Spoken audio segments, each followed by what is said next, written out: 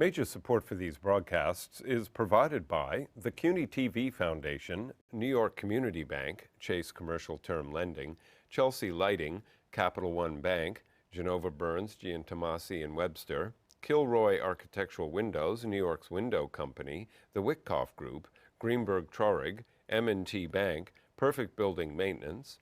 Additional support is provided by Ackman Ziff Real Estate Group, Bank of America Merrill Lynch, Briarwood Organization, C.B. Richard Ellis, Colliers International New York, Cushman and Wakefield, Dime Savings Bank of Williamsburg, Douglaston Development Levine Builders, DDG, Friedman LLP, Accountants and Advisors, Flushing Bank, Herrick Feinstein LLP, Investors Bank, James D. Kuhn Real Estate Center at Syracuse University, James Orphanides, Centurion Holdings, John Katsimatidis, Red Apple Group, Corman Communities, a.k.a. Hotels, Madison Realty Capital, Margolin Weiner and Evans, LLP, Certified Public Accountants and Business Advisors, Massey Knackle Realty Services, New Banks, Meridian Capital Group, Newmark Grubb Knight Frank, Popular Community Bank, Sterling and Sterling, SJP Properties, Stonehenge Partners, and These Friends.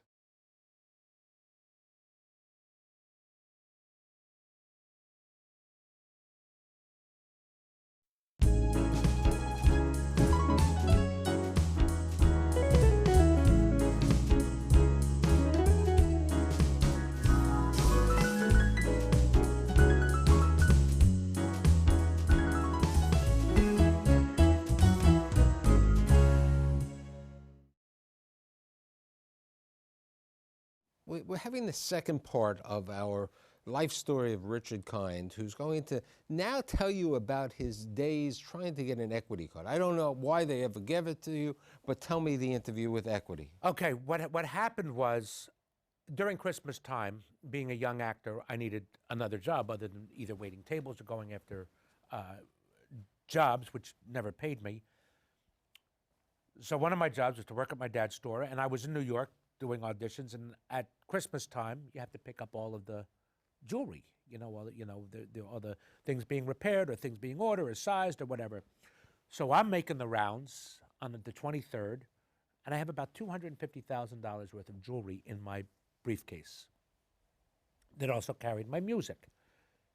And I'm stopping by at a theater, or at the office at the rehearsal space to audition for the role of Blackfish the Indian in Daniel Boone.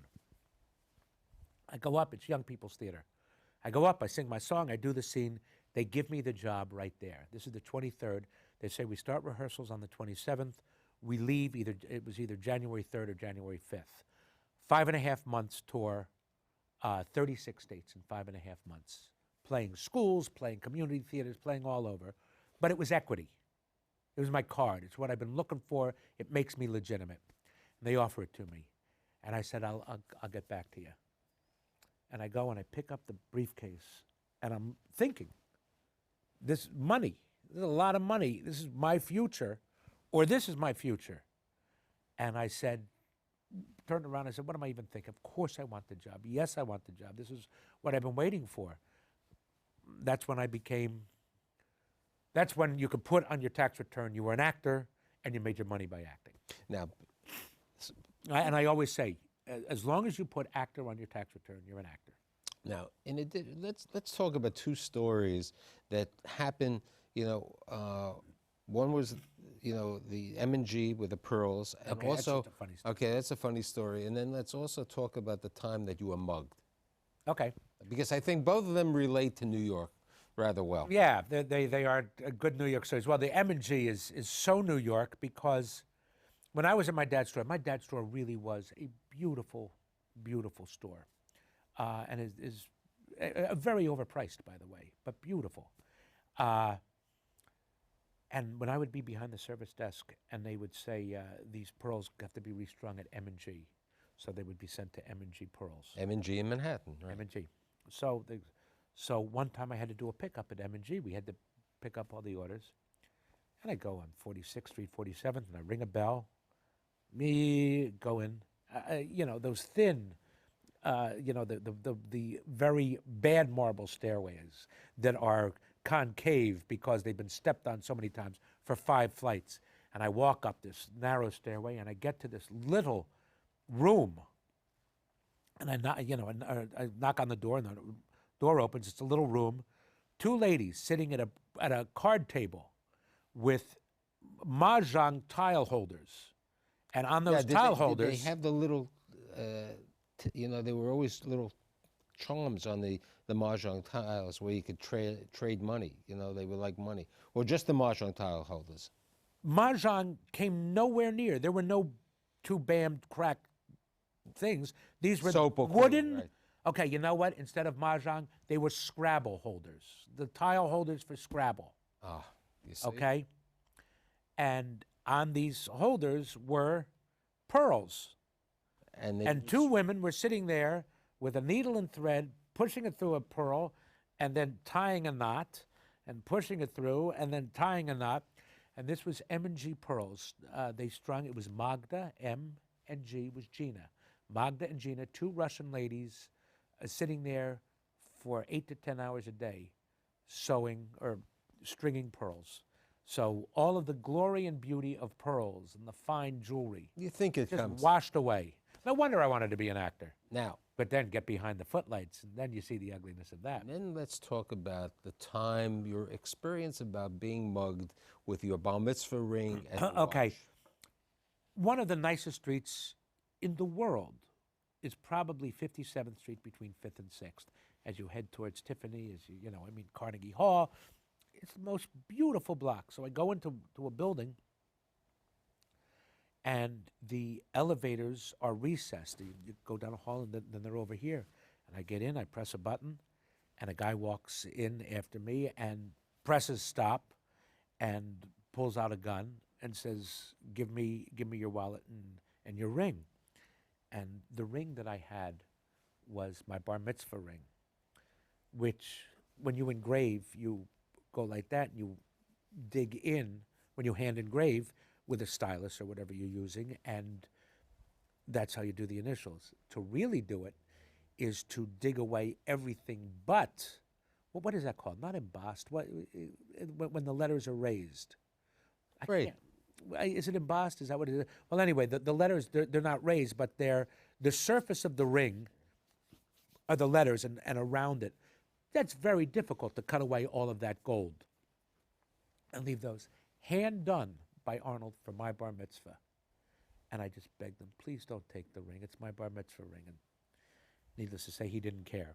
So he got my ring, and he got my wallet. He leaves the elevator. I don't know what this guy looks like, but I can describe his gun down to the bullet. So he gets out.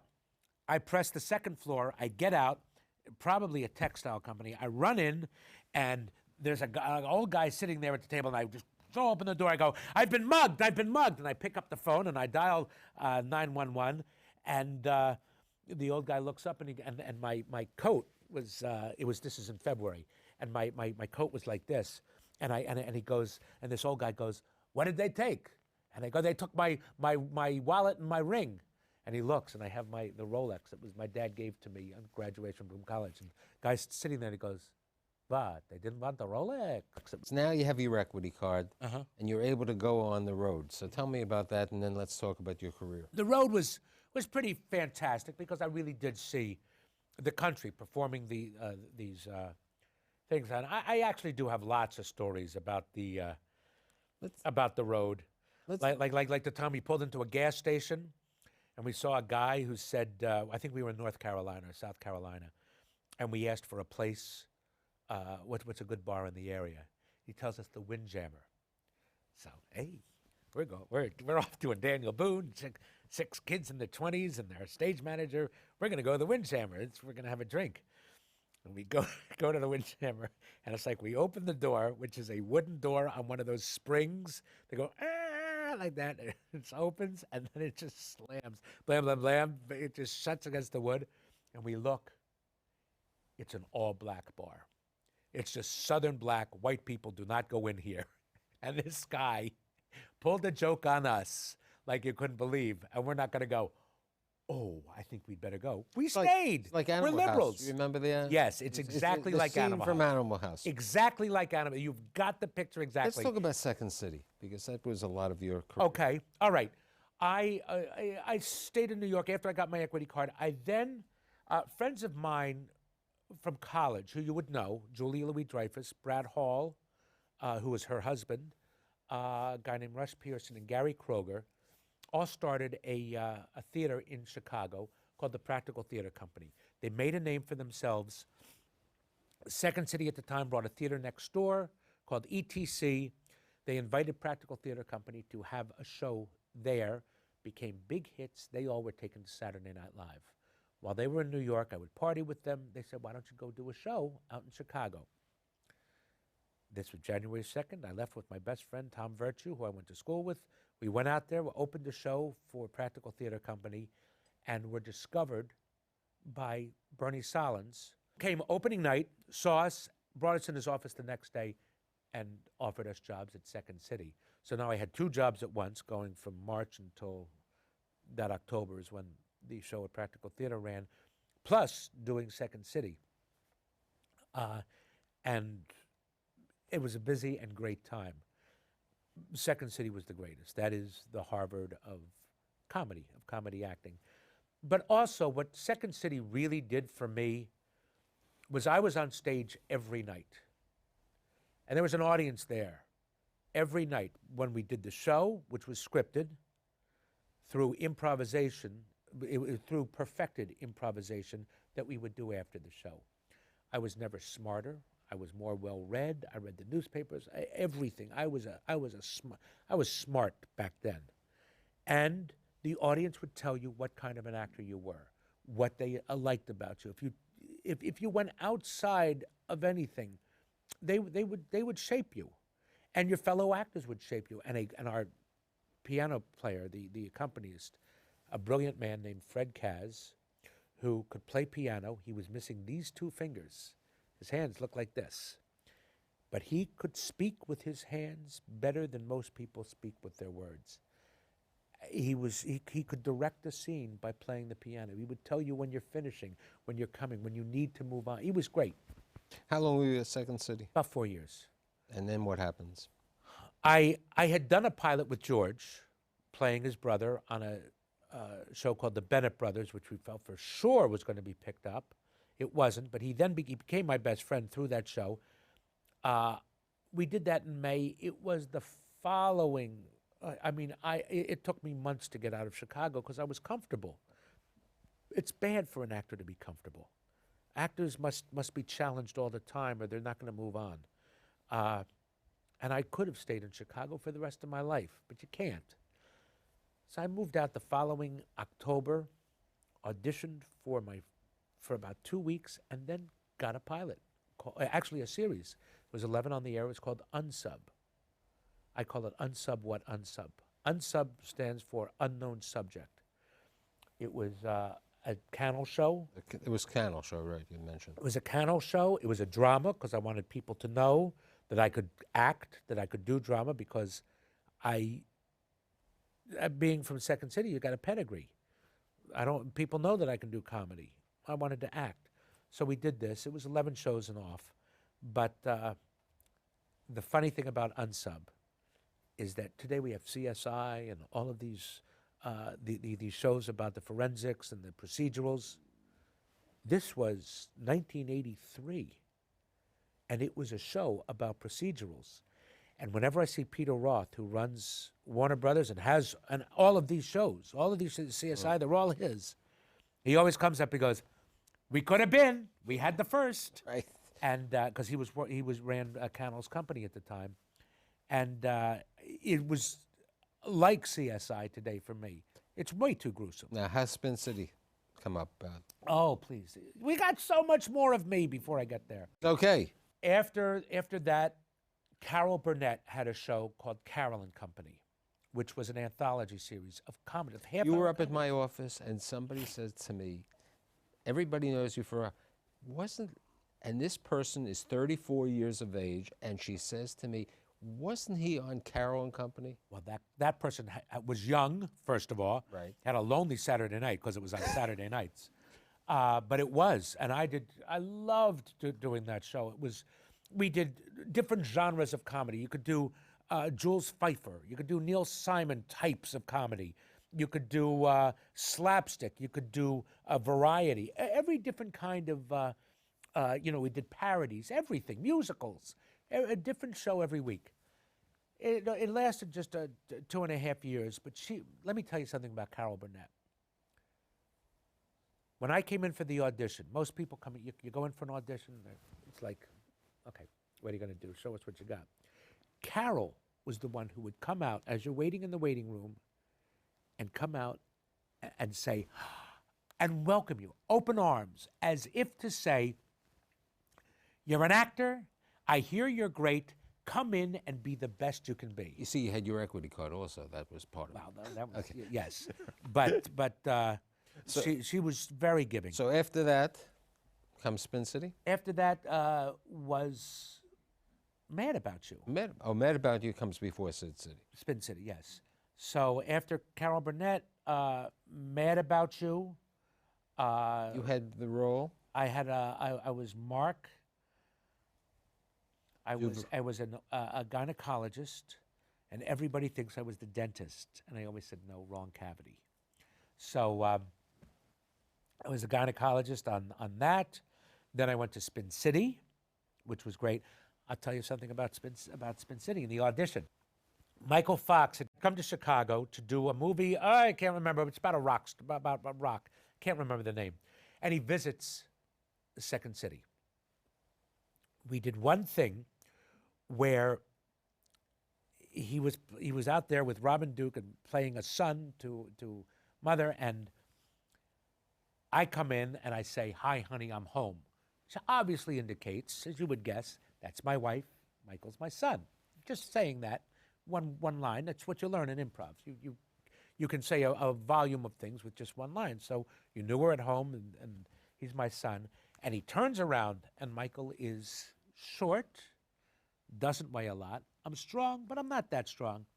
He goes 1, 2 steps. He runs to me, 1, 2, 3, and leaps into your arms? Into my arms, like Letterman does when he used to do that Velcro thing. He goes 1, 2, 3, boom, and he just stops. And I'm grounded. I don't move an inch. It was so perfect. It was utterly perfect and precise, having never been rehearsed before either, which is the wonderful thing about improv. Memorable. The audience applauded for 30 seconds. It was great. The morning I go in for the Spin City audition, I tell I'm with my therapist, gearing myself up. Should I tell this story? He goes, if you're telling me that this story was like this, absolutely, absolutely, bring it up. I go in, I say, you may not, you were at Second City and we did this thing and that's what you did, and it was hilarious. You know what he says to me? I'm sorry. I don't remember.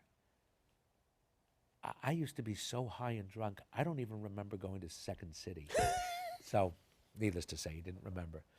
But I did the reading. Here's the thing. Gary David Goldberg, hold on. He wrote a show before called Champs, about 5 guys being from a great basketball team. I wanted an audition for the show.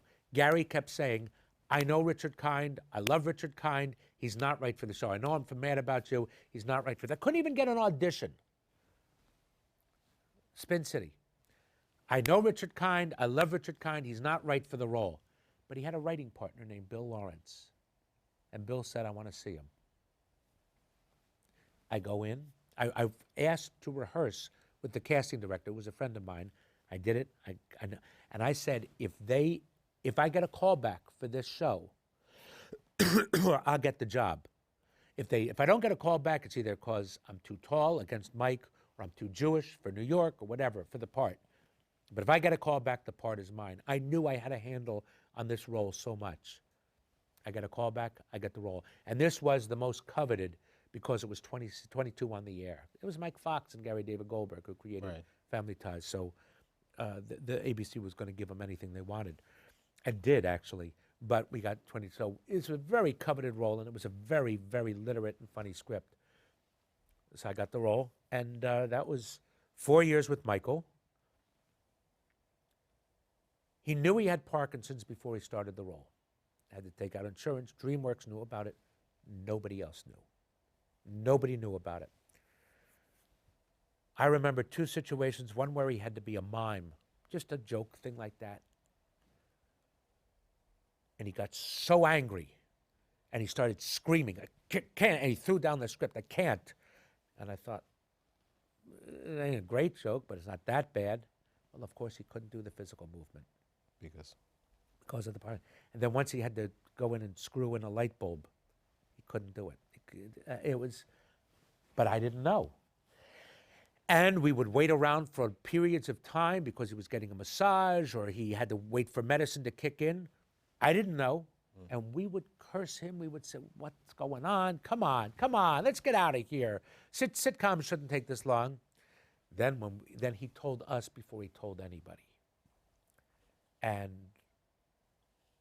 so we knew before the world knew. Quite a few months before, at which point I felt horrible for saying what happened. Let's talk a little bit about Broadway, going back, the producers, other productions.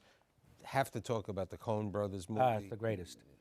It's always my dream because, as we spoke in the other segment, Broadway is my dream. I do a play. I do one play a year at least. It may be a limited run of 2 weeks or something. I do a play every summer. You don't keep your muscles going with theater, you're lost. I really believe that.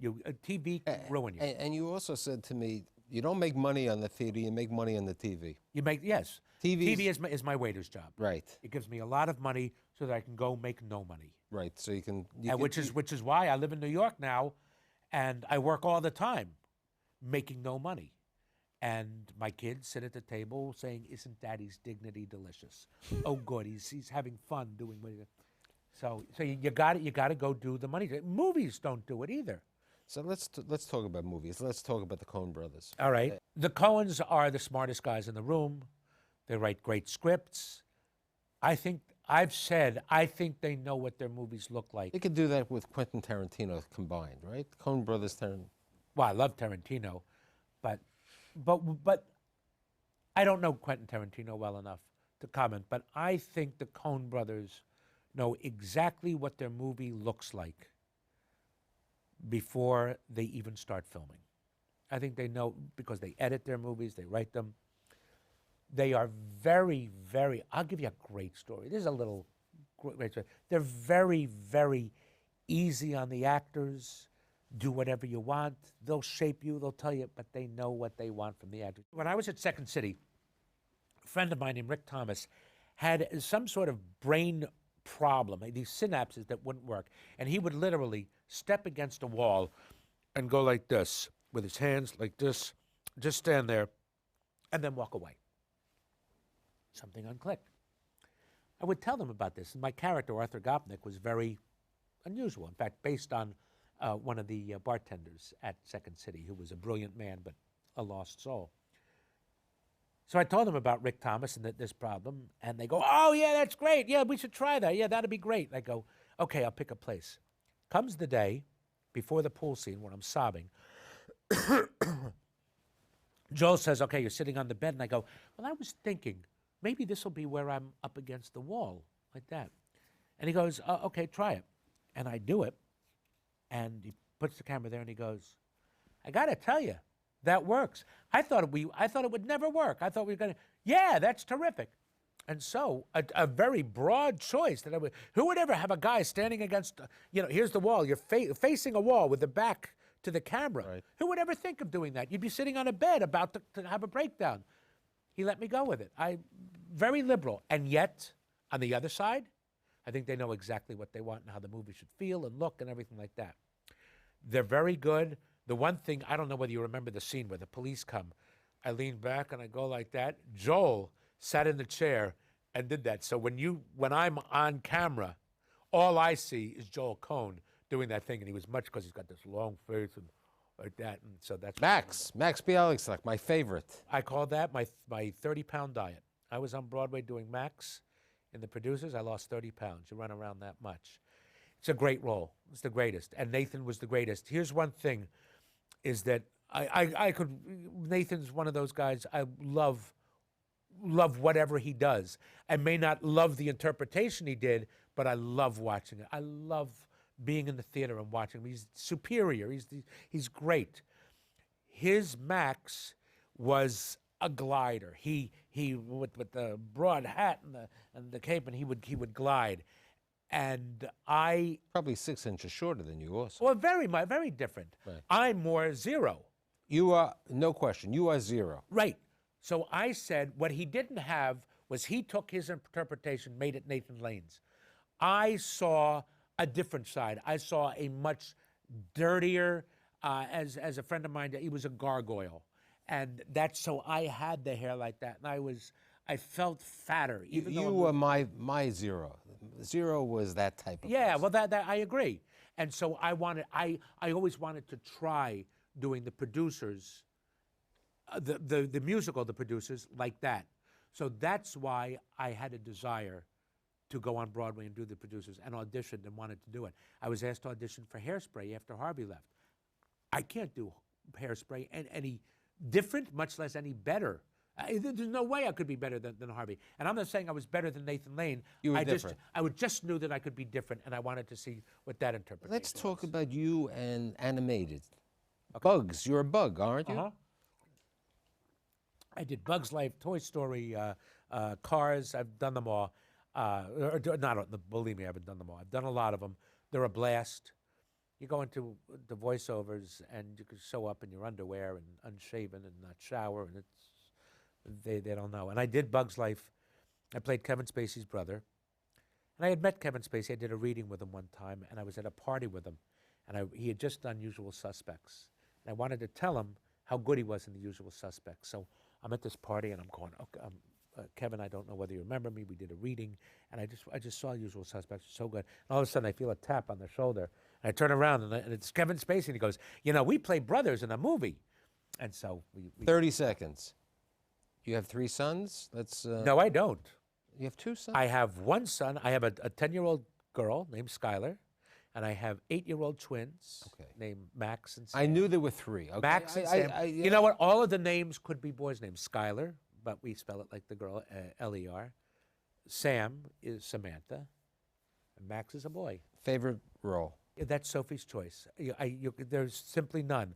The minute I finish a role, it's been my favorite. That's right. I do really love. I can list 10 that I loved playing. Romance by David Mamet, a producer in a play called Adam Baum and the Jew movie. The Front Page, Walter Burns. I had stories about them all. They're the greatest. It's like your children. They are, and they're usually each one. stage. They're usually the stage roles, not necessarily the. So if we have to look at it this way, although Luck was a great. Now you could. I know the HBO series. Yeah. In reality, we really could have had the situation that you could have been. Your father didn't have to sell the store at Levake and moved down to North Carolina. Oh, I was. Okay, you could have been a great jeweler, retailer, a great retailer. Yes. Okay, if you read the signs properly, no question, $25 to $250. But I think you've been more important because I think humanity has been very taken care of by having you as a great actor. That's lovely. And I'm really happy that I did your life. That is a very nice way. I love that. That's a very nice thing to say. Thank you for being here. Thank you. Thanks for asking me.